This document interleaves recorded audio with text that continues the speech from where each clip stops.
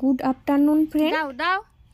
Lunch সেরে বাড়ির বাইরে বসেছিলাম, আর পরি এখানে দেখো খেলাধুলা করছিল বালি নিয়ে। বালি নিয়ে এসে আমার হাতে দিচ্ছিল, আর কত দৌড়াদৌড়ি করছে দেখো।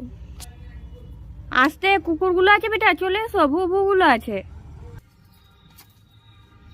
ও কিন্তু বাইরে এলে খুবই আনন্দ পায়। ও ধুলোবালিতে খেলতে খুবই পছন্দ করে। দেখো না কেমনভাবে কত খুশিতে খেলে যাচ্ছে, কত আনন্দ করছে। चल चल एखाने चल चल एखाने चल